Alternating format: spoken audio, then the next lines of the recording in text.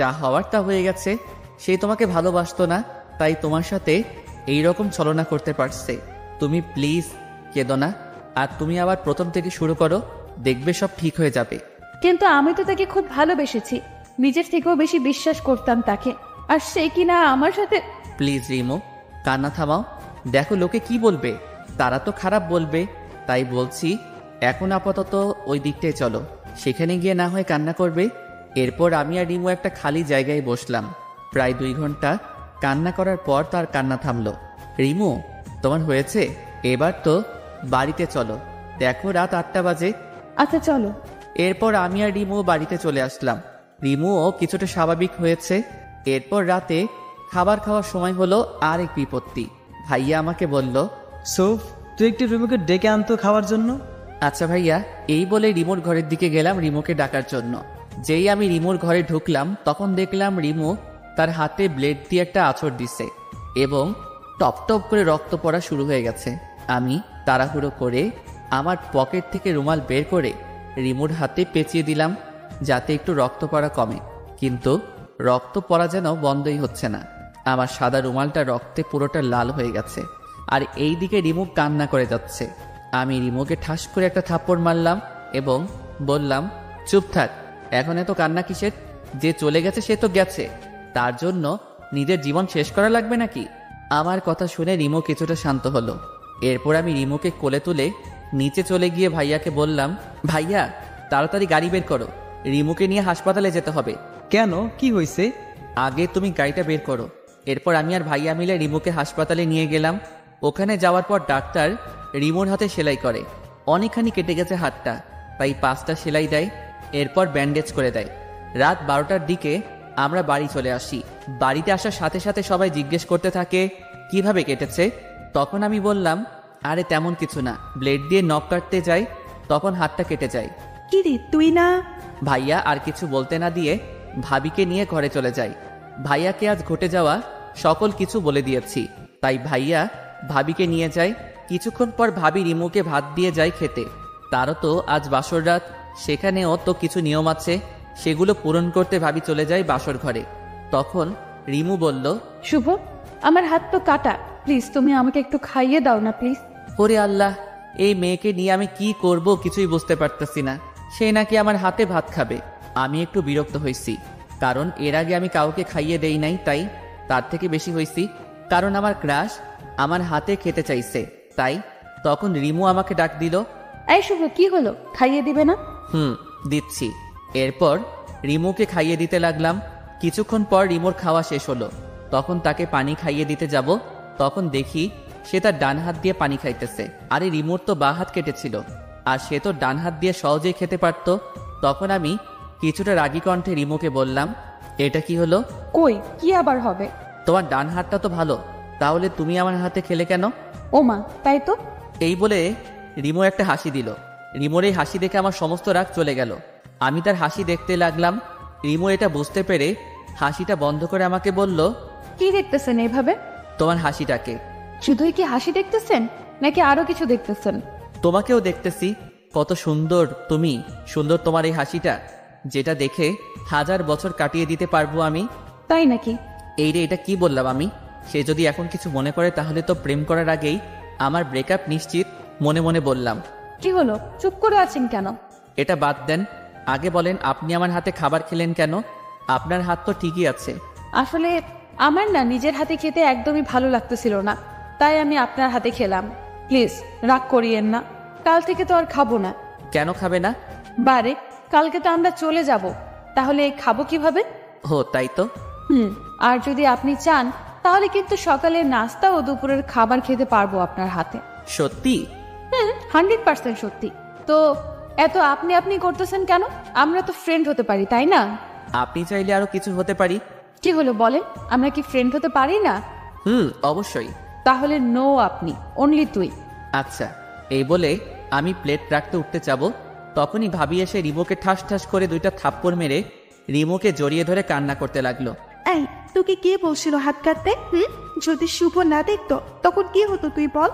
তোর যদি কিছু হতো তাহলে তোর দুলাভাই কি করে আমাদের বাড়িতে মুখ দেখাতো? কি রে, চুপ করে আছিস কেন বল? আপু সরি রে, আসলে আমি তাকে খুব বেশি ভালোবেসেছিলাম, কিন্তু সে তো আমাকে খুব বড় একটা ধোকা দিল। আমি কখনো ভাবতেই পারি নাই সে আমাকে এভাবে ধোকা দিবে। তাই বলে কি তোকে মরতে হবে? তখন আমার মাথা একটুও কাজ করতেছিল না, তাই এরকম একটা ভুল পদক্ষেপ নিয়েছি। ভাবি, যেটা হয়ে গেছে সেটাকে নিয়ে আর কথা বলে কি হবে? বাদ দেন তো। আর আপনি কি এখন ভাইয়ার কাছে যান? আর আজকে আপনাদের জীবনের সুখের দিন, এই দিনে কি কেউ কান্না করে? আর এমনিতে এখন রাত প্রায় 1:30 বাজতে চললো, কাল সকালে আবার উঠতে হবে তো। আচ্ছা যাচ্ছি। এরপর ভাবি চলে গেল, কিন্তু রিমু কান্না করেই যাচ্ছে, যেটা আমার মোটেও সহ্য হচ্ছে না। তাই আমি আবার রিমুর পাশে গিয়ে বসলাম এবং বলতে শুরু করলাম, এই তুমি এভাবে কান্না করতেছো কেন? যা হওয়ার হয়ে গেছে, তুমি এখন ঘুমাও। আমার ঘুম আসছে না। আমি মাথায় হাত বুলিয়ে দেই। দাও।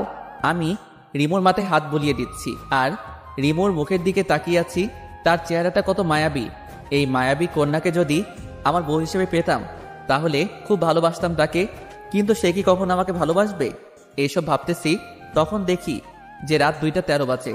এইদিকে রিমুও ঘুমিয়ে গেছে, আমারও খুব ঘুম পাচ্ছে, তাই আমি আমার রুমে গিয়ে ঘুমিয়ে গেলাম। সকালে কারো ডাকে ঘুম ভাঙলো আমার, তাকিয়ে দেখি আব্বু ডাকছে। এই শুভ, তোরা তো ঘুম কিসে? রাতে কি ঘুম আসনি? চুরি করতে গেছিলি নাকি? না তো, এই যে উঠতেছি। আমি ঘড়িতে তাকিয়ে দেখি যে এখন 9:30 বাজে, তাই তাড়াতাড়ি ফ্রেশ হয়ে রিমুকে দেখতে গেলাম। দেখি রিমু খাটের উপর বসে আছে আর কার সাথে যেন কথা বলতেছে। আমি তার চেহারাটা দেখতে পাচ্ছি না। তখন আমি রিমুকে উদ্দেশ্য করে বললাম, এই যে মিস রিমু, আমি কি ভিতরে আসতে পারি? আরে শুভ, তুই আয়, ভেতরে আয়। আমি ভিতরে গিয়ে দেখি রাজ বসে আছে এবং পাশে রাজের বউ বসে আছে। তাদের দেখে আমার মনটা খারাপ হয়ে গেল, কিন্তু রিমুর কথা শুনে বুঝলাম রাজ ক্ষমা চাইতে আসছে এবং রিমুও তাকে ক্ষমা করে দিয়েছে। রিমু মন থেকেও খুব ভালো, কারণ যদি ভালো না হতো তাহলে কি ক্ষমা করে দিত? না, অন্য কোনো মেয়ে হলে ক্ষমা করতো না। তারা চলে গেছে। আমি রিমুকে জিজ্ঞাসা করলাম, এই তোর হাত ফ্রেশ হয়েছে? না রে। নাস্তা করছস? না রে, একটু করে দে তো।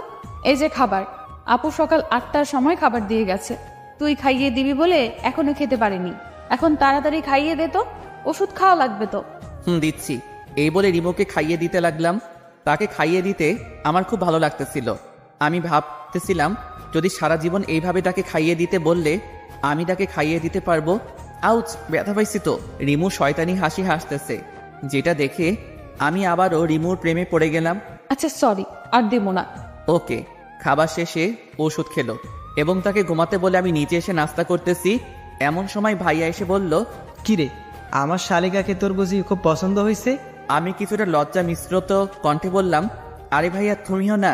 বুঝি বুঝি, সব বুঝি, চিন্তা করিস না, হেল্প লাগলে বলবি, হেল্প করার চেষ্টা করব। আচ্ছা ভাইয়া, দেখো তোমাকে ভাবি ডাকছে। যাচ্ছি। দুপুরে বউ ভাতের কার্যক্রম শেষ হয়েছে। খুব ব্যস্ত থাকার কারণে দুপুরবেলা রিমুকে খাইয়ে দিতে পারিনি, যার কারণে সে যাওয়ার সময় আমাকে বলে যায়নি। ভাবির লোকেরা চলে গেল। ভাবি আর ভাইয়া কালকে যাবে। এই রে, কত বোকা আমি তো রিমুর কাছ থেকে তার ফোন নাম্বার কিংবা ফেসবুক আইডি কিছুই নাই। তাহলে আমি তার কাছ থেকে ক্ষমা চাইবো কিভাবে? না, কালকে যে করে হোক রিমুদের বাড়িতে গিয়ে তার কাছে ক্ষমা চাইতে হবে। দিনটা কোনো রকমে পার করলাম। সারাদিন রিমুকে প্রচুর মনে পড়ল। রাতে আমি আমার ব্যাগ গুছিয়ে ভাইয়ার আশেপাশে ঘুরতে লাগলাম। যদি একবার আমাকে বলে, কিরে শুভ যাবি, আমাদের সাথে গেলে চল, কিন্তু ভাইয়া একেবারে বলল না, তারা তাদের মতন ব্যাগ গোছানো নিয়ে ব্যস্ত। আমি যেই আমার রুমে আসতে যাব তখনই ভাইয়া আমাকে ডাক দিল। এই শুভ, শোন। আমি তো খুব খুশি হয়ে ভাইয়াকে বললাম, কি? ভাইয়া, আমি যাবো। তুই কই যাবি? না, কিছু না। কি বলবে বলো? আমার ঘুম পাচ্ছে। আসলে আমার খুব পানি পিপাসা পেয়েছে, আর এখানে পানিও নেই। এখন যদি তুই আমাকে একটু পানি পান করাইতেই, তোর অনেক সব হতো আর কি। তুই আসলে একটা বজ্জাত। আমি সেই কখন থেকে তোমার আশেপাশে গুড়গুড় করছি আমাকে তোমাদের সাথে নিবে বলে, তা না আমাকে বলতেছে এখন তাকে পানি খাওয়াতে। দূর, ভালো লাগে না। কিরে, যা না একটু। যাচ্ছি তো। ভাইয়া তো আমার কাহিনী দেখে মুচকি হাসতে লাগলো। আমি বুঝলাম না এখানে হাসির কি হলো। এরপর ভাইয়াকে পানি দিয়ে আমি আমার রুমে গিয়ে শুয়ে পড়লাম। আজ কেন জানি ঘুম আসছে না, বারবার শুধু রিমুর কথাই মনে পড়ে যাচ্ছে। অন্যদিন হলে এতক্ষণে ঘুমিয়ে যেতাম। রিমুকে নিয়ে ভাবতে ভাবতে কখন যে ঘুমিয়ে গেলাম সেটা জানি না। সকালে ভাবির ডাকে ঘুম ভাঙলো। আমি চোখ খুলে ভাবিকে দেখেই ভাবিকে বলতে লাগলাম, কি ভাবি, এখনো যাওনি কেন? কি আর করার দেবর, তোমার ভাই তো আমাকে নিয়ে যায়নি এখনো, তাই আর যাওয়া হয়নি। ও আচ্ছা। এরপর আমি ফ্রেশ হতে চলে গেলাম। ফ্রেশ হয়ে নিচে গিয়ে দেখি ভাইয়া রেডি হয়ে বসে আছে, ভাবিও রেডি। তাদের দেখে আমার মুখটা কালো হয়ে গেল। আমি যেতে পারবো না তো, তাই আর কি। কি রে, তুই এখনো রেডি হোস নাই কেন? আমি রেডি হব কেন? কেন হবি মানে? তুই যাবি না? আমি আবার কই যাবো? কেন আমাদের সাথে তুই যাবি না? ভাইয়ার কথা শুনে তো আমার তো খুব আনন্দ লাগতেছে। লুঙ্গি ড্যান্স দিতে ইচ্ছে করতেছে। আমার পরনে লুঙ্গি ছিল, ভাবছিলাম একবার লুঙ্গি ড্যান্স দিয়েই দেই।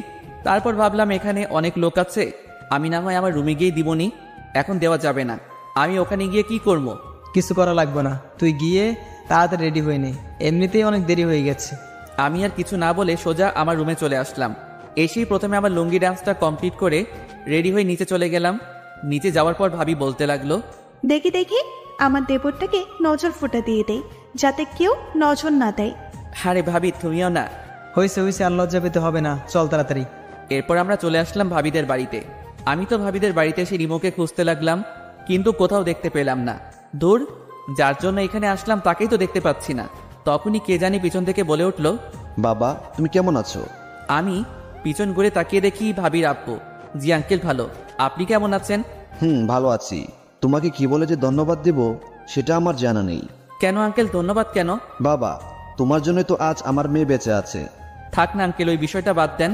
আচ্ছা আচ্ছা আঙ্কেল, রিমু এখন কেমন আছে? আগের থেকে অনেক সুস্থ আছে, কিন্তু কিন্তু কি আঙ্কেল? আসলে বাবা রেমু আসার পর থেকে কারোর সাথে কথা বলে নাই, এবং কালকে থেকে আজ পর্যন্ত কিছুই খায় নাই। কি বলেন আঙ্কেল, এখনো খাই নাই? আচ্ছা আঙ্কেল, একটা প্লেটে খাবার এনে দেন, আমি গিয়ে ওকে খাইয়ে দিচ্ছি। এরপর আঙ্কেল খাবার এনে দিয়ে রিমুর রুমে নিয়ে গেল। আমি আঙ্কেলকে চলে যেতে বললাম, তাই আঙ্কেলও চলে গেল। এরপর আমি রিমুকে উদ্দেশ্য করে বলতে লাগলাম, কিরে ঘরে আসতে দিবি? রিমু আমার দিকে তাকিয়ে আবার অন্যদিকে মুখ ঘুরিয়ে নিয়ে বলল, কেন এসেছেন এখানে? আমি রিমুর কাছে এসে হাঁটু গেড়ে বসে আমার কান ধরে বললাম, এই দিকে তাকাও, আমি সরি, আর হবে না। হয়েছে হয়েছে, আর কানে ধরতে হবে না, যাও, ক্ষমা করে দিয়েছি। তুই নাকি আজকে কিছুই খাস নাই, আর কালকেও নাকি কিছুই খাস নাই। আমি খাবার খাইয়ে দিতে দিতে বলতে লাগলাম, দেখ যা হওয়ার তা হয়ে গেছে, এখন মন খারাপ করে কি হবে? তুই যদি এমন করস তোর বাবা মাও তো কষ্ট পাবে, তাই না? নিশ্চুপ হয়ে খাচ্ছে আর আমার কথায় মাথা নাড়াচ্ছে। খাবার শেষে আমি রিমোকে বললাম, এইবার আমি আর তোকে খাইয়ে দিতে পারবো না। 2 দিন পর তো তোর জামাইয়ের বাড়িতে যাবি, তখন যদি সে জানতে পারে আমি তোকে খাইয়ে দিছি, তখন সে তো আমাকে মেরে ফেলবে। রিমু কিছুই বলল না, শুধু একটু জোরপূর্বক হাসি দিল। আমি রিমুর রুম থেকে চলে আসলাম। বিকেলবেলা ছাদে দোলনায় বসে আছি। ছাদটা খুব সুন্দর করে সাজানো আছে, এক পাশে ফুল গাছ দিয়ে ভরপুর, আর অন্য পাশে কিছু সবজি গাছ লাগানো, আর এই পাশে একটা দোলনা আছে, আর চেয়ার রাখার জায়গা আছে। এখানে বসে আড্ডা দিতে খুব মজা হয় বলে মনে হইতেছে। এইসব ভাবতেছি, ঠিক তখনই রিমু আমার পাশে এসে বসলো এবং বলল, কিরে কি ভাবিস? কিছু না। একটা কথা বলি? বলো। সত্যি কথা বলবি কিন্তু? বলো, কি বলবো? রিমু এমন কিছু বললো যা আমি ভাবতেও পারি নাই। তুই কি কারোর সাথে রিলেশন করস? করি না তো, কিন্তু কেন? এমনি। আচ্ছা, কাউকে পছন্দ করস? সত্যি বলবো নাকি মিথ্যা বলবো? তুই সত্যি বলবি। করি, বাট সে করে কিনা জানি না। তাই বুঝি। তুই মেয়েটা কে শুনি? জোর করে একটা হাসি দিয়ে বলল কথাটা। তুই চিনস? আমি চিনি। নাম কি তার? বলবো না। কেন বলবি না? দেখি আমি তোদের মিট করাতে পারি কিনা। আমি জানি তুই পারবি না, সো বলে কোনো লাভ নেই। ওকে, বলিস না। তুই তো আমাকে ফ্রেন্ড মনে করিস না। থাক তুই, আমি গেলাম। একদমই কথাগুলো বলে ছাদ থেকে নামতে যাবে, তখনই আমি তাকে ডাক দিয়ে বললাম, মেয়েটার নাম বলতে পারি এক শর্তে। কি শর্ত? প্রথমত আমাকে ভুল বুঝবি না, আর আমাদের বন্ধুত্বটা কিন্তু থাকবে। ঠিক আছে, এবার নাম বল। মেয়েটার নাম হচ্ছে রিমো, মানে তুই। কি? সত্যি, আমি তোকে খুব খুব খুব ভালোবাসি, আর জানি তুই আমাকে ভালোবাসতে পারবি না, কারণ তুই অন্য একজনকে ভালোবাসোস। তাই এখন প্লিজ আমাদের বন্ধুত্বটা নষ্ট করে দিস না। কথাগুলো আমি একদমই বললাম নিচের দিকে তাকিয়ে। রিমু কিছুক্ষণ চুপ থেকে বলল, কখনো কষ্ট দিবি না তো? আমার জীবন থাকতে না, আর তোমাকে তো আমি আমার শরীরেরই একটা অংশ মনে করি, তো আমি কিভাবে তোমাকে কষ্ট দিব? নিজের শরীরকে কি কেউ ইচ্ছে করে কষ্ট দেয় নাকি? তুই প্রমিস কর কখনো ছেড়ে যাবি না আমায়। কথা দিলাম। তুই এবার আমারে প্রপোজ কর। করতে পারবো না। কেন করব? আমার লগে প্রেম করবা, মাগার তুমি আমারে প্রপোজ করবা না, এটা হইব নাকি? তাই বুঝি? তাই। এখন তাড়াতাড়ি আমারে প্রপোজ কর, তা না হলে আমি গেলাম। আচ্ছা বাবা, করতেছি। তো ফুল কই? ফুল ছাড়া কেমনে করবা? ফুলও লাগবো? লাগবে। দাঁড়াও, ব্যবস্থা করতেছি। এরপরে আমি পকেট থেকে একটা কাগজ বের করলাম, সেটা দিয়ে কাগজের একটা শাপলা ফুল বানিয়ে রিমুর সামনে হাঁটু গেড়ে বসে বলতে লাগলাম, আমি জানি না কিভাবে ভালোবাসাতে হয়, কারণ আমি কখনো কাউকে আমার জীবনসঙ্গী হিসেবে ভালোবাসিনি। আমি ভালোবাসতে চাই তোমাকে, আমি খুশি রাখতে চাই তোমাকে সব সময়। তুমি রাগ করলে তোমার রাগ ভাঙাতে চাই আমি হতে চাই আমার তোমার মনের মতো। Because I love you Rimu, I really really really and really love you. Do you love me Rimu? I do, and I love you too Shubho. এই বলে আমার হাত থেকে ফুলটা নিল এবং বলল, প্লিজ কখনো ছেড়ে যেও না আমাকে, কখনো যাবো না। রিমু তখন আমাকে জড়িয়ে ধরল। তখন আমার মনে হচ্ছিল আমার শরীর দিয়ে যেন কারেন্ট বয়ে যাচ্ছে। সে এক অন্যরকম ফিলিংস। এই তুমি কি করছো? ছাড়ো আমাকে, কেউ দেখে ফেলবে তো। দেখলে দেখুক, তাতে আমার কি। তখনই কেউ একজন পেছন থেকে হাতে তালি দিয়ে উঠল। তখন রিমু আমাকে ছেড়ে দিল। পিছনে তাকিয়ে দেখি কেউ একজন দাঁড়িয়ে আছে। এরপর ভালো করে তাকিয়ে দেখি এ তো ভাইয়া। তার মানে ভাইয়া আমাদের দেখেছে। তখন ভাইয়া বলল, বাহ বাহ বাহ, খুব ভালো।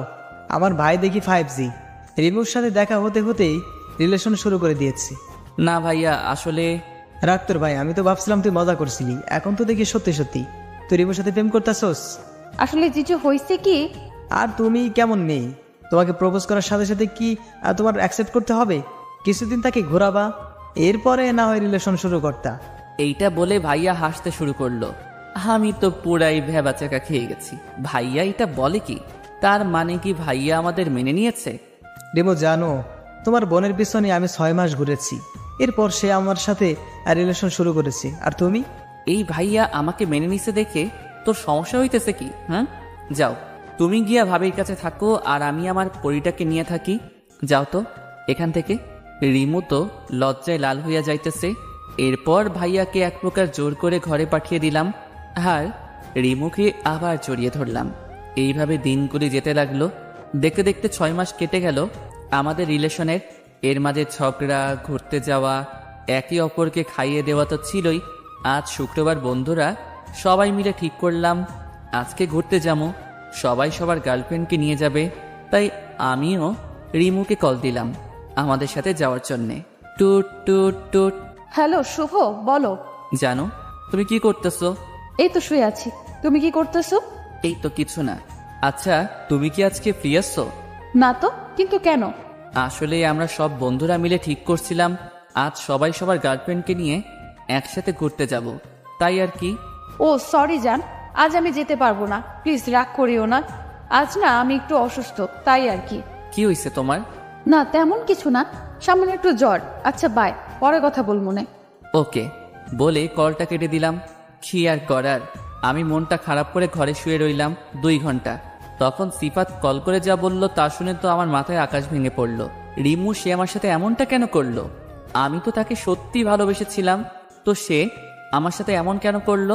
2 ঘন্টা পর সিফাত কল করে বলল, দোস্ত, তোর গার্লফ্রেন্ড রিমু কই রে? কেন রে? তোকে বলতে বলছি, তুই তাড়াতাড়ি বল। সে তো অসুস্থ, বাসায় নাকি শুয়ে আছে। তাই নাকি? কেন রে? রিমু কি তোরে সত্যি ভালোবাসে? বাসে তো। কেন, কোনো সন্দেহ আছে নাকি? দাঁড়া, তোকে একটা পিক পাঠাইতাছি, ওটা দেখে তুই বল তোকে সে কতটা ভালোবাসে। এরপর সিফাত আমাকে একটা পিক পাঠায়, যেটা দেখে আমার মাথায় আকাশ ভেঙে পড়ে। পিকটা ছিল এইরকম, যেখানে রিমু একটা ছেলের সাথে পার্কে বসে আছে, তাও আবার খুব কাছাকাছি বসে আছে। এটা দেখার পর আমি পুরো বাকরুদ্ধ হয়ে গেছি। আমার মাথা কাজ করা বন্ধ হয়ে গেছে।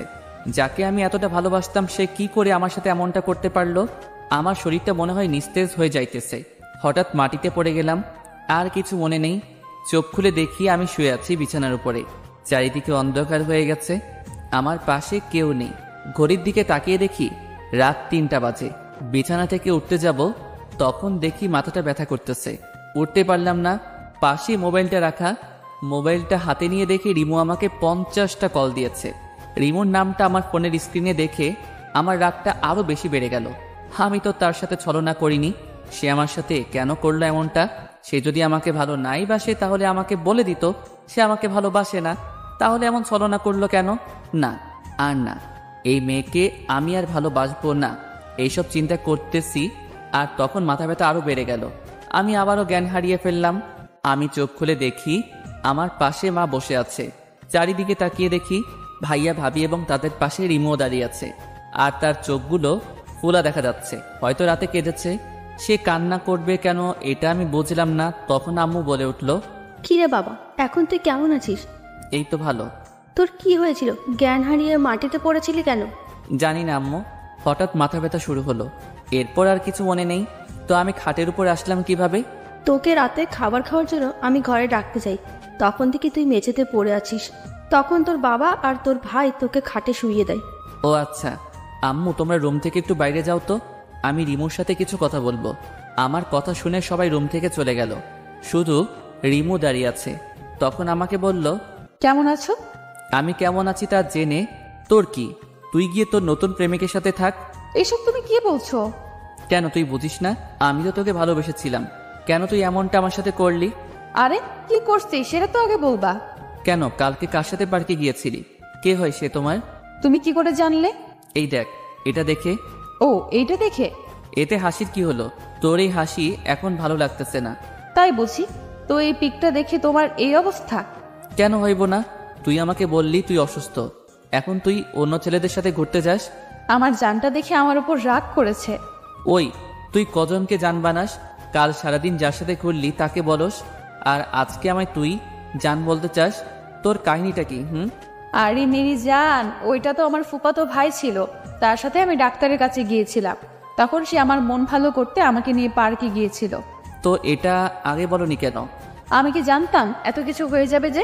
আচ্ছা, কান ধরছি, আর হবে না। প্লিজ কখনো ছেড়ে যেও না, আমি তোমাকে ছাড়া বাঁচতে পারবো না। হ্যাঁ, তা তো দেখলামই আজকে। I love you Rimu, I really really really love you. I love you too. বলে রিমু আমাকে জড়িয়ে ধরলো। হঠাৎ ঠাস করে আওয়াজ হলো, দেখি রিমুর গালটা লাল হয়ে আছে। কে মেরেছে দেখার জন্য তাকাতেই যাকে দেখলাম তাকে দেখার জন্য আমি মোটেও প্রস্তুত ছিলাম না। তাকে দেখার পর মনে হলো আমি যেন ভূত দেখছি। এ তো ভাবি, আসলে ভাবি আমার আর রিমুর রিলেশনের কথা কিছুই জানতো না। তাকে দেখে আমরা দুইজনই একে অপরকে ছাড়িয়ে নিলাম। তখন রিমু বলল, আপু তুমি এইখানে কি করতেছো তুই এখানে শুভর সাথে? আসলে আপু, আমি না শুভকে খুব ভালোবাসি, আমি তাকে ছাড়া বাঁচবো না। প্লিজ আপু, এমন কিছু করো না যাতে আমার শুভ আলাদা হয়ে যায়। প্লিজ আপু। শুভ, রিমু যা বলছে তা কি সত্যি? হ্যাঁ ভাবি, রিমু যা বলছে সব সত্যি। আমিও রিমুকে খুব ভালোবাসি, আমিও তাকে ছাড়া বাঁচবো না। প্লিজ ভাবি, এমন কিছু করো না যাতে আমরা আলাদা হয়ে যাই প্লিজ। কতদিন থেকে তোমরা রিলেশন করতেছো? ভাবি, প্রায় 6 মাস। তো তুই আজ মাথা ঘুরে পড়ে গেছিলি কেন? রিমু কি তোকে কিছু বলেছিল নাকি? না মানে আসলে ভাবি, আসলে আমি সন্দেহ করেছিলাম রিমুকে নিয়ে। আমি মনে করেছিলাম রিমু আমার সাথে ছলনা করতেছে, তাই এই বিষয় নিয়ে অতিরিক্ত টেনশন হচ্ছিল আমার, যার ফলে মাথায় খুব চাপ পড়ে এবং মাথা ঘুরে পড়ে যায়। তো এখন কিসের সন্দেহ আছে? না ভাবি, কোনো সন্দেহ নেই। আপু। রিমুকে চুপ করিয়ে দিয়ে ভাবি আবার বলল, রিমু তুই চুপ থাক, আমি আগে শুভর সাথে কথা বলি, এরপর তোর সাথে কথা বলতেছি। আচ্ছা আপু। শুভ, তোমাদের রিলেশনের কথা ঘরে কে কে জানে? ভাবি, শুধু ভাইয়া জানে, আর কেউ না। কি, তোমার ভাই তোমাদের ব্যাপারটা জানে অথচ আমাকে কিছুই বলে নাই? আজ তার একদিন কি আমার একদিন। আরে ভাবি, রাগ করো কেন? আমি ভাইয়াকে বলেছিলাম তোমাকে যাতে না বলে, বললে যদি কোনো সমস্যা হতো তাই। তার মানে তুমি বুঝাইতে চাইতেছো আমার কারণে তোমার ক্ষতি হয়? ভালো তো, ভালো, খুব ভালো। আরে আমার জানুটা দেখি রাগ করছে। রাখো তোমার জানো, আমি কারো জানো নয়, আমি তো তোমার খালি ক্ষতি করি। আর একটা কথা কি জানো তুমি? তোমার আর রিমুর ব্যাপারে আমার বাবা মার কাছে বলছিলাম, তারা বলছিল তোমরা দুইজনে যদি রাজি থাকো তাহলে তারা তোমাদের বিয়ে দেবে, তাদের কোনো আপত্তি নেই। সত্যি? খুশি হয়ে লাভ নেই, আমি এখনই আমার বাবা মাকে বলবো তোরা একে অপরকে বিয়ে করতে চাস না। আর ভাবি আর কিছু বলল না। এই দেখো ভাবি, আর কিছু বলো না। এই দেখো কানে ধরেছি, আর কখনো কোনো কিছু তোমার থেকে গোপন করব না। প্লিজ এইবারের মতন ক্ষমা করে দাও জানো, প্লিজ। জি না, তা হবে না, আমি তো তোমার খালি ক্ষতিই করি, তাহলে কেন তুমি এখন কান ধরতেছো? ক্ষমা করবে না তো? ওকে করা লাগবো না, যাও। আমি তো খারাপ ছেলে, আমাকে ক্ষমা করবে কেন? আর আমি তো খুব বড় অপরাধ করেছি যার ক্ষমা হয় না, তাই তো রাগ দেখিয়ে বললাম। কারণ সোজা কথা এখন কাজ হবে না, তাই আমি একটু উল্টা পাট লইলাম ভাবির সাথে। আমার দেবরটা দেখে আবার রাগও করতে জানে। থাকো তুমি, তোমার রাগ নেই, আমি চাই। এই বলে ভাবি রিমুকে নিয়ে চলে গেল। এটা কি হলো? সব সময় তো দেখি আমি রাগ করলে আমার আবদারগুলো পূরণ করে, আর আজকে চলে গেল। ভাবি যাওয়ার পর আমার কেমন জানি কষ্ট হতে লাগলো, আর খালি মনে হচ্ছে এই বুঝিয়ে আমি আমার রিমুকে হারিয়ে ফেলেছি। এই দিকে কাল দুপুর থেকে কিছুই খাইনি, খুব ক্ষুধাও পেয়েছে। এইদিকে সকাল পেরিয়ে দুপুর, দুপুর পেরিয়ে বিকাল হয়ে গেছে, কিন্তু কেউই আমার জন্য খাবার নিয়ে আসলো না। তাই আমি ঘর থেকে বের হলাম আর আম্মুকে ডাকতে লাগলাম, আম্মু, ও আম্মু, আম্মু ক্ষুধা লাগছে তো খুব, কিছু কি খেতে দিবা? আমার কথার কোনো উত্তর পেলাম না। আর ঘরটা কেমন জানি শান্ত শান্ত লাগতেছে, মনে হইতেছে ঘরে কেউ নেই। এরপর খাবার টেবিলের দিকে চোখ যেতেই দেখলাম খাবার প্লেটে খাবার পাশে একটা শপিং ব্যাগ এবং একটা চিঠি লেখা। চিঠিটা পড়ে তো যেন আমি খুশিতে নাচতে লাগলাম। চিঠিতে লেখা ছিল, কি করতে বুঝি, তুমি তো দেখি খুব রাগ করো। আচ্ছা, এবার রাগ করাটা বাদ দিয়ে খাবারটা কি শেরওয়ানিটা পড়ো। তোমার শ্বশুর বাড়িতে চলে আসো, তোমার বউ তোমার জন্য অপেক্ষা করতেছে। ইতি, তোমার জানো। আহা কি আনন্দ আকাশে বাতাসে, আহা কি আনন্দ আকাশে বাতাসে। আজকে আমি যাবো আমার শ্বশুর বাড়িতে। আহা কি আনন্দ আকাশে বাতাসে। 30 মিনিটের ভিতর খাবারকে রেডি হয়ে বাইক নিয়ে বেরিয়ে পড়লাম শ্বশুর বাড়ির উদ্দেশ্যে। আমি বাইক চালাচ্ছি আর ভাবতেছি, এত সহজে সবাই সবকিছু মেনে নিবে তা আমি কখনো ভাবতেও পারি নাই। আমি আজ আমার স্বপ্নের রানীকে আমার করে পাবো, ভাবতেও খুব ভালো লাগছে। আর কিছু দূর বাকি। আমি বাইক চালাচ্ছি তো চালাচ্ছি, ঠিক তখনই আমার সামনে একটা পিচ্চি বাচ্চা চলে আসে। আমি তখন পাশ কাটিয়ে যেতে চাই, ঠিক তখনই একটা ট্রাক এসে সোজা আমাকে ধাক্কা মারে আর আমি খুব জোরে একটা চিৎকার দিয়ে নিচে পড়ে যাই। আমি রক্তাক্ত অবস্থায় পড়ে আছি, আমার চোখগুলি বন্ধ হয়ে আসছে, সবকিছু ঝাপসা ঝাপসা দেখছি। তখনই মনে হইল রিমু আমাকে বলতেছে, শুভ জানো আমাদের না টুইন বেবি হবে। আমার আর কিছু মনে নেই। অন্যদিকে আম্মু আব্বুকে বলতেছে, কি গো, শুভ কোথায়? এ এখনো আসছে না কেন? আমার না খুব চিন্তা হচ্ছে তারে নিয়া। তুমি ওকে একটা কল করো না গো প্লিজ। এই বলে আব্বু আমাকে কল করলো, বাট আব্বু শুনতে পারলো আপনি যে নাম্বারে কল করেছেন তা এই মুহূর্তে বন্ধ আছে, কিছুক্ষণ পর আবার চেষ্টা করুন, ধন্যবাদ। এটা শোনার পর আব্বুরও চিন্তা হতে লাগলো। এরপর আব্বু ও ভাইয়া আমাকে খুঁজতে চলে গেল বাসায়, কিন্তু সেখানে গিয়ে দেখে বাসায় তালা লাগানো। তারা কি করে বুঝতে পারছে না, তাই আব্বু ও ভাইয়া দুজনে আমাকে খুঁজতে দুই দিকে চলে গেল। তারা দুইজনে সারা দিন রাস্তায় রাস্তায় ছিল, কিন্তু আমাকে পেল না। তারা একটার দিকে বাসায় গিয়ে বসলো। এদিকে আম্মু তো কান্না করতে করতে শেষ। কান্না করছে রিমু ও ভাবি দুইজনই। শুধু কান্না করছে না আব্বু ভাইয়া, কারণ ছেলেরা নাকি কান্না করতে জানে না তাই। আমার জন্য এমনটা হয়েছে, আমি কেন যে তখন শুভকে না বলে চলে আসলাম। কান্না করতে করতে বলল, তোমরা প্লিজ আমার শুভকে আমার কাছে এনে দাও, আমি তাকে ছাড়া বাঁচতে পারবো না, প্লিজ আপু প্লিজ। বলেই অজ্ঞান হয়ে গেল। আব্বু ও ভাইয়া আমাকে পাগলের মতো খুঁজতেছে, কিন্তু কোথাও পাইতেছে না। রিমু, ডাকটা দিয়ে আমি শোয়া থেকে ওঠার চেষ্টা করলাম, কিন্তু পারলাম না। আমার শরীরটা খুব ব্যথা করতেছে। পাশে একটা আয়না ছিল, সেটার দিকে তাকিয়ে দেখি আমার চেহারাটা কিছুটা পাল্টে গেছে। আশেপাশে তাকিয়ে দেখি এটা অপরিচিত একটা রুম, যেখানে আমার ধারণা মতে আমি আগে কখনো আসি নাই। তখন একটা মেয়েলি কণ্ঠে কেউ একজন বলতেছিল, এই যে মিস্টার, অবশেষ আপনার হুঁশ ফিরল। আমি মেয়েটির দিকে তাকিয়ে তাকে চিনার চেষ্টা করলাম, বাট পারলাম না। তাই তাকে জিজ্ঞাসা করলাম, এই যে আপু, কে আপনি আর আমি এইখানে কেন? সব জানতে পারবেন, আগে ডাক্তারকে আসতে দিন। তখনই ডাক্তার এসে বলল, মামুনি কি হয়েছে, এত ইমার্জেন্সি ভাবে কেন আসতে বললা? বাবা, আসলে সেটার জ্ঞান ফিরেছে তো তাই। তার মানে মেয়েটির বাবাই ডাক্তার। কই দেখি দেখি।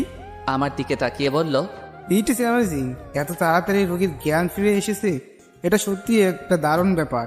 এমন রোগী তো 5 থেকে 6 বছরে কমায় থাকে, আর এটা দেখি মাত্র 3 বছরে ঠিক হয়ে গেছে।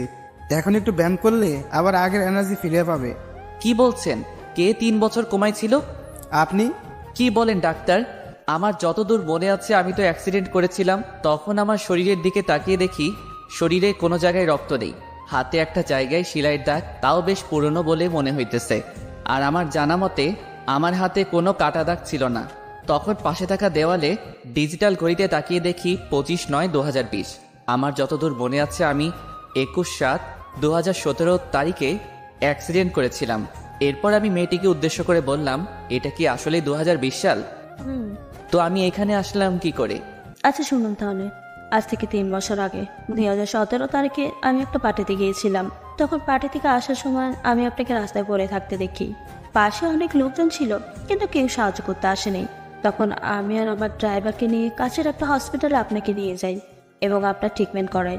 আপনি খুব গুরুতর আহত ছিলেন। এরপর ডাক্তার আপনার অপারেশন করায়, কিন্তু আপনি সুস্থ হননি, আপনি কোমায় চলে গিয়েছিলেন। আমি আপনার পরিবারের সাথে কোনো রকমভাবে যোগাযোগ করতে পারিনি, তাই আমি আপনাকে আমার সাথে আমাদের বাড়িতে নিয়ে আসি এবং এখানে রেখে আপনার চিকিৎসা করাতে থাকি। আর 3 বছর পর আপনার জ্ঞান ফিরল, বুঝলেন কিছু? আমি তো পুরো নিশ্চুপ হয়ে গেলাম, কারণ আমি আমার জীবন থেকে হারিয়ে ফেলেছি। আপনাকে অসংখ্য অসংখ্য অসংখ্য ধন্যবাদ আমার চিকিৎসা করানোর জন্য। এই ঋণ আমি কখনোই শোধ করতে পারবো না। আচ্ছা, এবার বলুন তো আমি কোন জায়গায় আছি? আপনি ঢাকা বিভাগের গাজীপুর জেলায় আছেন। তো আমাকে কি আমার এলাকায় দিয়ে আসতে পারবেন কষ্ট করে? অবশ্যই নিয়ে যাও, আগে আপনি সম্পূর্ণরূপে সুস্থ হন, এরপর। আমি তো সুস্থই আছি। তা আপনি কেমন সুস্থ আছেন? তাহলে আমি নিজ চোখে দেখতে পাচ্ছি। এই কথা কথা তার নামটাই জানা হলো না। আচ্ছা, আপনার নাম কি? আমার নাম মাহবুব রহমান শুভ, আর ডাক নাম শুভ। আর আপনার? আমার নাম মিবাক্তা টুম্পা। আচ্ছা, আপনি এখন রেস্ট নেন, আর আমি আপনার জন্য খাবার নিয়ে আসি। ওকে। এরপর মিম গিয়ে আমার জন্য ভাত আনলো। এই হাঁকু। আমি পারবো, আপনাকে কষ্ট করতে হবে না। কতটা পারবেন তা আমার জানা আছে। মিন, এবার হাঁকুন তো দেখি। আমি কোনো কথা না বলে খেতে লাগলাম। কিছুটা আনইজি ফিল করতেছিলাম, কিন্তু কিছু বলিনি। বললে হয়তো আমার খাওয়া হতো না। তাই 3 মাস পর ডাক্তার আঙ্কেল ও মিমের কেয়ারিংয়ে আমি এখন সম্পূর্ণ সুস্থ। আগামীকাল আমি এবং মিম চাঁদপুরে যাব। তাই আজ আমরা শপিং মলে গেলাম শপিং করতে। আমি চলে গেলাম উত্তরা শপিং কমপ্লেক্সে। সেখানে গিয়ে যা দেখলাম আমি আমার চোখকে বিশ্বাস করতে পারলাম না।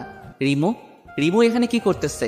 আর ছেলেটাকে, তাও আবার একসাথে হাঁটতেছে। আমার কথা শুনে মিম আমাকে বলল, এই যে শুভ, তুই এখানে রিমিকে কোথায় দেখছিস? সে তো থাকে চাঁদপুর, তাই না? আমি মিমকে হাতের ইশারায় রিমুকে দেখালাম আর বললাম, ওই দেখো রিমু। আর এই ছেলেটাকে তো আমি চিনি না। মিম রিমুর দিকে চলে গেল, কিন্তু এই তাকে আর পেল না। এরপর আমি আর মিম মিলে সারা শপিং মলে রিমুকে খুঁজলাম, কিন্তু কোথাও পেলাম না। হঠাৎ আমার চোখ রাস্তার দিকে গিয়ে পড়ল। তখন দেখলাম ছেলেটি রিমুর হাত ধরে রাস্তা পার হচ্ছে। আমার বুঝতে আর বাকি রইল না ছেলেটি রিমুর কি হয়। আমি দৌড়ে রিমুর কাছে গেলাম, কিন্তু তাকে আর পেলাম না। তারা গাড়ি নিয়ে চলে গেছে। এরপর মিম আমার কাছে আসলো এবং আমাকে বলতে লাগলো, দেখ শুভ, কাল তো আমরা চাঁদপুর যাচ্ছি। কালকে না হয় দেখা যাবে এটাই সত্যি রিমু ছিল নাকি তোর মনের ভুল। আচ্ছা চলো এখন কিছু শপিং করি। চল। এরপর আমরা শপিং করতে গেলাম। আমার শপিংয়ের প্রতি কোনো মন নেই, শুধু একটাই কথা মাথায় ঘুরপাক খাচ্ছে, আর সেটা হলো রিমুকে নিয়ে। রিমু সত্যি বিয়ে করে ফেলেছে, নাকি এটা আমার মনের ভুল, নাকি অন্য কোনো সম্পর্ক আছে রিমুর সাথে ওই ছেলেটার? কি রে শুভ, তুই এতে কি ভাবছিস? মিমের কথায় আমার ঘোর কাটলো। কই কিচ্ছু না তো। কিছু না হলেই ভালো। এই তো শপিং করা শেষ হয়েছে। এই তো প্রায় শেষ। কেন বলতো? না মানে মাথাটা খুব ব্যথা করতেছে তো, তাই আর কি। কি তোর মাথা ব্যথা করতেছে? আর তুই আমাকে বলতেছিস কেন? এখন বললাম তো। তো বাসায় চল, আমি ঠিক দেব না। চল। একটুবার বাসায় চলে আসলাম। এরপর আমি শুয়ে রইলাম ঘুমানোর জন্য। বারবার শুধু রিমুর কথাই আমার মনে পড়তেছে। কখন যে ঘুমিয়ে গেলাম তা আর খেয়াল নেই। সকালবেলা মিমের ডাকে ঘুম ভাঙে, তাই আমি উঠে ফ্রেশ হয়ে রেডি হয়ে গেলাম। এরপর আমি আর মিম গাড়ি নিয়ে চলে গেলাম চাঁদপুরের উদ্দেশ্যে। দীর্ঘ 6 ঘন্টা পর আমরা এসে পড়লাম আমার চিরচেনা শহর চাঁদপুরে। এখানে প্রায় সব কিছুই পরিবর্তন হয়েছে। এখন আমি দাঁড়িয়ে আছি আমাদের বাড়ির সামনে। তখনই রিমু ঘর থেকে বের হলো। আমাকে দেখে চিৎকার দিয়ে বলতে লাগলো, শুভ, তুমি এসেছো? এসেই আমাকে জড়িয়ে ধরলো আর বলতে লাগলো, শুভ, তুমি কেমন আছো? এতদিন কই ছিলা তুমি? আমাকে কি একবারও মনে পড়ে নাই? তখনই আমার কালকের কথা মনে পড়ে গেল, যখন দেখলাম রিমু অন্যের হাত ধরে হাঁটতেছিল। কথাটা মনে হতেই রিমুকে এক ঝটকায় আমার থেকে দূরে সরিয়ে দিলাম আর বলতে লাগলাম, কি করছেন কি আপনি? আপনি আমাকে জড়িয়ে ধরেছেন কেন? আপনি এখন অন্য কারো বউ। কি বলছো কি তুমি? আমি অন্য কারো বউ মানে? এখন দেখে আপনি কিছুই বুঝতেছেন না। কালকে তো দেখলাম আপনি আপনার স্বামীকে নিয়ে রাস্তায় হাত ধরে হাঁটতেছিলেন। কোনখানে আমাদের দেখেছিলে? উত্তরা শপিং কমপ্লেক্সে। কি তুমি কি ওইখানে ছিলা? তো আপনি এখানে কি করেন? আপনার স্বামীর বাড়িতে না থেকে এখানে কি করতেছেন?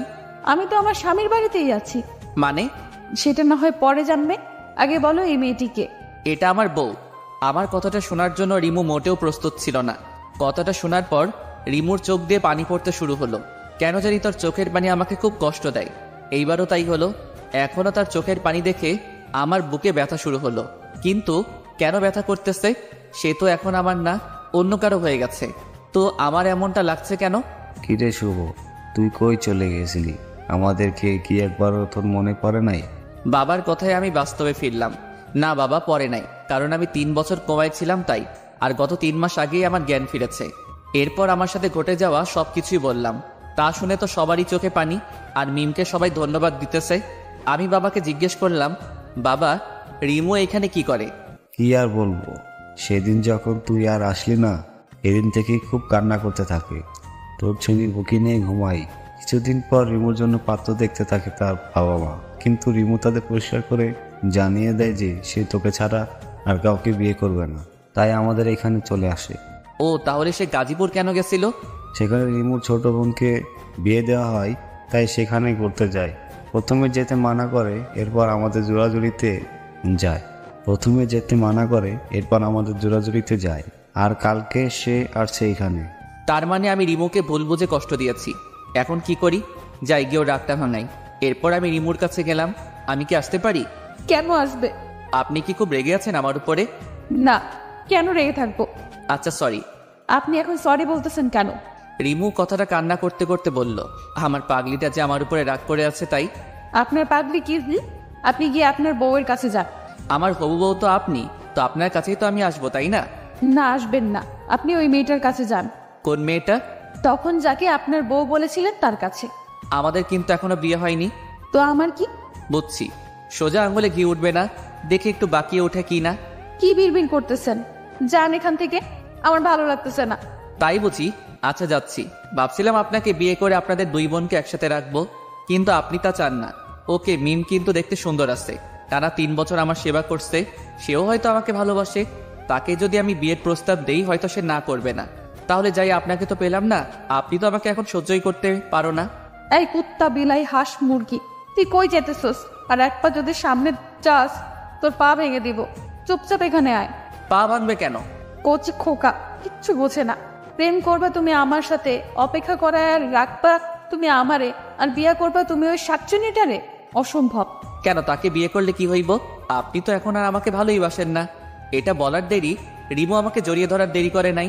রিমু সোজা এসে আমাকে জড়িয়ে ধরে বলতে লাগলো, তোমরা কেন আমাকে এত কষ্ট দাও? আমাকে এত কষ্ট দিতে কি তোমাদের ভালো লাগে? রাজ আমাকে ভালোবাসা শিখিয়ে অন্যকে বিয়ে করে নিল, আর তখন তো আমি মরে যেতে চেয়েছি। কেন বাঁচালি? আর বাঁচালে যখন আবার ভালোবাসা শিখাইলেই বা কেন? তুই জানোস তোর জন্য কত কান্না করছি আমি? তুই কি এটা বুঝছস তোকে আমি কতটা ভালোবাসি? তুই কেন বুঝিস না? তোকে ছাড়া আমি বাঁচতে পারবো না, আমি মরে যাব। প্লিজ শুভ, আমাকে ছেড়ে যেও না প্লিজ, খুব ভালোবাসবো তোমায়। আমি তাকে শক্ত করে জড়িয়ে ধরে বললাম, আমার পাগলিটাকে ছাড়া তার এই পাগলটাও তো প্রাণহীন দেহের মতন। I love you Shubho, I really really love you. Please কখনো ছেড়ে যেও না। মরার আগ পর্যন্ত যাব না। তখনই আমাদের শত্রু, মানে আমাদের রোমান্সে বাধা দিতে প্রতিবারের মতন এইবারও চলে আসলো আমার জানু ওরফে ভাইয়ের বউ, মানে আমার ভাবি। এই যে দেবুজি, এখন সব রোমান্স বাদ দেন, যা করার বিয়ের পরে করিয়েন। আমি আর রিমু তো লজ্জায় লাল, নীল, হলুদ, সবুজ, বেগুনি হয়ে গেলাম। আর লজ্জা পেতে হবে না, নিচে চলুন, সবাই আপনাকে ডাকছে। এরপর আমি, রিমু আর ভাবি নিচে সবার কাছে গেলাম। তখন বাবা বলতে লাগলো, শুভ, তোর আর রিমুর বিয়েটা পরের সপ্তাহে আমরা ঠিক করেছি, তুই কি বলিস? তোমরা যা ভালো বোঝো তাই হবে। আচ্ছা, ঠিক আছে। আজ বিয়ের দিন। রিমুর শাড়ি পরা একটা পিক দেখলাম, সেখানে তাকে দেখতে অস্থির দেখা যাচ্ছিল। এরপর আমরা রিমুর বাড়িতে গেলাম। বিয়ের সকল কার্যক্রম শেষ হলো, খুব ভালোভাবে শেষ হলো। রাত 11:50। বন্ধু বান্ধবীরা বলছে ঘরে যেতে, কিন্তু অজানা এক ভয় লাগছে, যার কারণে ঘরের ভিতরে ঢুকতে ভয় করতেছে। কি জানি কি হয় সেই কথা ভাবতেই অবশেষে সকল ভয়কে জয় করে আমি রুমের ভিতরে প্রবেশ করলাম। সেখানে দেখি রিমু ইয়া বড় একটা লম্বা ঘোমটা দিয়ে বসে আছে। আমি রিমুকে উদ্দেশ্যে একটা সালাম দিলাম, আসসালামু আলাইকুম। রিমু মাথা তুলে দেখে আমি এসেছি। তখন রিমু উঠে এসে আমার পায়ে ধরে সালাম করলো। আমি মজা করে বললাম, দীর্ঘজীবী হও মা, স্বামী সংসার নিয়ে সুখে থাকো, আর কখনো স্বামীকে কষ্ট দিবা না, এবং স্বামীর সকল কথা মেনে চলবা। কি, আমি তোর মা লাগি তাই না? দেখাচ্ছি তোরে মজা। এই বলে আমাকে খাটে ফেলে দিল। এই কি করছো কি? চলো আগে গিয়ে 2 রাকাত নফল নামাজ পড়ে নেই। চলো। এরপর আমরা নামাজ পড়ে আসলাম। রিমু আমার বুকের উপর মাথা রেখে বলতেছে, প্লিজ শুভ, কখনো ছেড়ে যেও না আমায়। যাব না। এই বলে আমরা হারিয়ে গেলাম ভালোবাসার অতল গভীরে।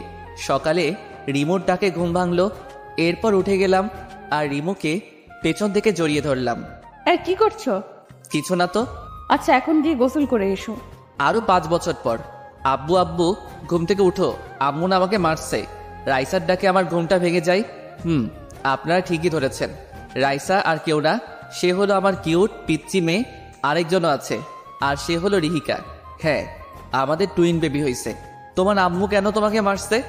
আপু ও না চুরি করে চকলেট খাইছে আর আম্মুলি মারছে, তুমিও মারো। এইদিকে আসো রাইসা প্রিন্সেস, আমার কাছে এসো। এরপর রাইসা আমার কাছে আসলো। রাইসা আমার কাছে আসে, আমি তার 2 গালে 2টা পাপ্পি দিয়ে রিহিকাকে বললাম, এবার খুশি তো রিহিকা মামনি? বাবা তুমি পচা, তুমি শুধু ওকে আদর করো, আমার করো না। তাই বুঝি মামনি, তুমিও এইদিকে আসো। এরপর রিহিকাকেও 2টা পাপ্পি দিলাম। এবার খুশি তো? বাবা আমরা দুজনেই খুশি। এরপর রিমু আসলো। এখানে বাবা মেয়েরা মিলে কি করা হচ্ছে? বাবা আম্মু এসেছে, তাকেও একটু বকে দাও। তাই নাকি? এরপর আমি রিমুকে যা করলাম তার আপনাদের না জানলেও চলবে, বাকিটা না হয় আমার মধ্যেই থাকুক। বোঝেনি তো আপনারা, ব্যক্তিগত বলতে কিছু আছে তো নাকি? গল্পটা কেমন হলো প্লিজ জানাবেন। আর যারা পরবর্তী পার্ট গল্প পেতে আমাদের চ্যানেলটি সাবস্ক্রাইব করে পাশে থাকা বেল আইকনটি বাজিয়ে দিন। সবাই ভালো থাকবেন, সুস্থ থাকবেন, দেখা হবে পরের গল্পে। আল্লাহ হাফেজ। বিয়েবাড়িতে গিয়ে সবাই কোরমা পোলাও খাই, আর আমি খেলাম ক্রাশ, তাও আবার আমার ভাইয়ের বউয়ের বোনের উপর। কিভাবে তা না হয় গল্পে বলবো। চলুন এখন গল্প শুরু করা যাক। ভাই রেডি হন নাই কেন এখনো? এই তো রেডি আমি, চল। চলেন। এই বলে আমরা চলে গেলাম গাড়ির কাছে। আমি আর আমার জেঠাতো ভাই মানে যার বিয়ে, একটা গাড়িতে বসলাম, সাথে ড্রাইভারও ছিল। ভাই এত খুশি খুশি লাগতেছে কেন আপনাকে? আরে তুই বুঝবি না, আগে বড় হ তারপর বুঝবি। প্রেম করে বিয়ে করতেছেন তো তাই এত খুশি, তাই না?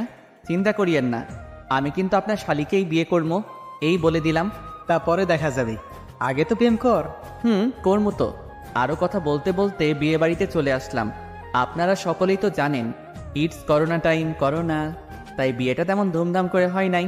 বাড়ির ভিতরে যেতেই চোখ আটকে গেল একটা মেয়ের দিকে। আমি কখনো পরি দেখি নাই, সেটা দেখার খুব শখ ছিল, কিন্তু মেয়েটাকে দেখে আমার পরি দেখার সম্পূর্ণ শখ মিটে গেছে। চেহারাটা ফর্সা এবং মায়ায় ভরা, পরনে ছিল ছাই কালারের একটা জামা, মাথায় ছিল একটা সাদা হিজাব, হালকা মেকআপ ও ঠোঁটে হালকা লিপস্টিক। দেখতে জাস্ট অসাম। এক দেখাতেই ক্রাশ খেলাম। সে এসে সোজা ভাইয়ের গলায় মালা পরিয়ে দিয়ে চলে গেল। আমি তার দিকে এক দৃষ্টিতে তাকিয়ে রইলাম। হঠাৎ ভাইয়ের ডাকে ধ্যান ফিরে মেয়েটাকে খুঁজতে লাগলাম, কিন্তু কোথাও আর দেখতে পেলাম না। মন খারাপ করে বসে পড়লাম ভাইয়ের পাশে। তখনই একটা মেয়ে কণ্ঠে কেউ বলে উঠল, দোলা ভাই অনেক দূর থেকে এসেছেন, এই শরবতটুকু খেয়ে নেন। উপরে তাকিয়ে দেখি সেই পরীটা, টুকু সেই মেয়েটা। আমি আবারও তার দিকে তাকিয়ে রইলাম। তখন বুঝলাম সে কিছুটা বিরক্ত অনুভব করতেছে, তাই আর তার দিকে তাকালাম না। মেয়েটি শরবত দিয়ে চলে গেল। তখন আমি বললাম, ভাইয়া, ও ভাইয়া, এই মেয়েটিকে একটু বলবেন? নাম জেনে তুই কে করবি? না তেমন কিছু না, প্লিজ ভাইয়া বলো না নামটা কি? মেয়েটির নাম মেঘলা আক্তার রিমু। তাই নাকি? ভালো, খুব ভালো। আপনি এইখানে বসেন, আমি ভিতর থেকে ঘুরে আসি। আচ্ছা যা। তখন আমি ভিতরে এসে রিমুকে খুঁজতে লাগলাম, কিন্তু কোথাও পেলাম না। তখন হঠাৎ চোখ গেল একটা রুমের দিকে। দেখি এখানে বউকে সাজিয়ে রাখা হয়েছে। ভাবির সাথে কিছু পিক নিয়ে ভাইকে দেখালাম। এরপর বিয়ের সকল কার্যক্রম শেষ হলো। এতক্ষণ ধরে আমার চোখ একজনকেই খুঁজতেছিল, আর সে কেউ না, সে হলো রিমু। শুনেছি বউয়ের সাথে নাকি বউয়ের 2 বোন যাবে, তাতে আমার মাথা ব্যথা নাই। কিন্তু আমাকে অবাক করে দিয়ে রিমু এসে বরের পাশে বসলো, সাথে আরেকটা মেয়েও আছে। তার মানে রিমু ভাইয়ার শালি। মনে মনে অনেক খুশি হলাম, কারণ আজকে আমার ক্রাশ আর আমি বিয়ের গাড়িতে করে বাড়িতে যাচ্ছি। বিষয়টা ভাবা যায়। তখন ভাইকে বললাম, ভাই সকালের কথা মনে আছে তো? কি কথা? ওই যে বললাম আমার শ্বশুর বাড়ি আর আপনার শ্বশুর বাড়ি একটাই হবে। তাই নাকি? এরপর নতুন ভাবির সাথে কথা বলতে বলতে বাড়িতে চলে আসলাম। বাড়িতে এসে আমি রিমুর আশেপাশেই ঘুরতে লাগলাম, কোনো কিছু দরকার আছে কিনা, কিছু লাগবে কিনা। তখন রিমু আমাকে বলল, এই যে শুভ ভাইয়া, এদিকে একটু আসেন তো। জি বলুন, কি বলবেন? আপনার সমস্যাটা কি একটু শুনি। কই কোনো সমস্যা নাই তো, আমার আবার কি সমস্যা হবে? যদি কোনো সমস্যাই না থাকে তাহলে আপনি আমার আশেপাশে এত ঘোরাঘুরি করতেছেন কেন? আপনার কি খেয়ে দিয়ে আর কোনো কাজ নেই? আছে তো, আপনাকে দেখার কাজ। এই রে, কি বলে ফেললাম? কই কিছু বলি নাই তো। আপনি না বললেন আমাকে দেখার কাজ নাকি আপনার? তো এই কাজটা আপনাকে দিল কে বলুন তো দেখি? আরে বেআইন, এসব বাদ দেন তো। আর আপনার কিছু লাগলে আমাকে বলিয়েন, এখন আমি যাই। রিমুকে কোনো কথা না বলতে দিয়ে আমি সেখান থেকে চলে আসলাম। যাক বাবা, বড় বাঁচা বাঁচলাম, তা না হলে আজ বাবার মায়ের খেতে হতো আমার। তখন কে জানি পিছন থেকে বলে উঠলো, কিরে শিব, তুই আবার কি গন্ডগোল করছিস যার কারণে আমি তোকে মারবো? আমি পিছনে তাকিয়ে দেখি বাবা দাঁড়িয়ে আছে। কই? আমি আবার কি করলাম? তাহলে যে তুই বললি, যাক বাবা, বড় বাঁচান বাঁচলাম, তা না হলে আজ বাবার মার খেতে হতো আমার। ওটা কিছু না, তুমি কি আমাকে খুঁজতেছিলে নাকি? রিমু নাকি আমাদের গেমটা দেখার খুব শখ হয়েছে, তুই গিয়ে একটু ঘুরে আয় তো রিমুর সাথে। আমি যাবো? সত্যি? কেন, তুই কি যাবি না রিমুর সাথে? কি বলো বাবা, আমি কি তোমাকে একবারও বলছি আমি যাবো না? আমি গিয়ে রেডি হইতাছি, তুমি গিয়ে রিমুকে গিয়ে বলো রেডি হইতে। তাড়াতাড়ি রেডি হয়ে আয়। জি বাবা। এরপর আমি গিয়ে রেডি হয়ে গেলাম। কিছুক্ষণ পর আমি নিচে এসে দেখি রিমু বসে আছে, পরনে একটা খয়েরি কালারের লম্বা জামা, সাদা হিজাব, মুখে হালকা মেকআপ ও ঠোঁটে হালকা গোলাপি লিপস্টিক লাগানো। যা দেখে আমি আবার ক্রাশ খেয়েছি রিমুর উপর। আমি হা করে তাকিয়ে আছি রিমুর দিকে। এটা দেখে ভাইয়া বলল, খিরে, তুই আর রিমু দেখি একই কালারের জামা পরছস। আরে ভুল করে মিস্টেক করেছি। আমি কি জানতাম সে খয়েরি কালারের জামা পরেছে? যদি জানতাম তাহলে কি আর খয়েরি কালারের পাঞ্জাবিটা পরতাম? তখন ভাই আমার কানের কাছে এসে বলল, যাই বলিস, তোকে কিন্তু আজকে অনেক সুন্দর লাগতেছে। রাস্তায় সাবধানে চলিস, আর কয়টা প্রপোজ পাস সেটা এসে আমাকে কিন্তু বলবি। আরে ভাইয়া তুমিও না। হইছি, আর লজ্জা পেতে হবে না। আচ্ছা। এই বলে আমি আর রিমু বেরিয়ে ঘুরতে বের হলাম। সেখানে এমন কিছু হবে যেটা আমি ভাবতেও পারি নাই। রিমু এমন কিছু করলো যেটা দেখে আমি অবাকের চরম মাত্রায় পৌঁছে গেছি। আমি আর রিমু রাস্তা দিয়ে হাঁটতেছিলাম, তখন হঠাৎ রিমু বলে উঠল, এই শুভ, একটু গাছটার পেছনে চলো তো। কেন? আগে চলো তো সেখানে। এরপর আমি আর রিমু একটা গাছের পিছনে গেলাম। তখন রিমু কাকে জানি কল করছে। তার কথাটা ছিল এইরকম, ওই রাজ,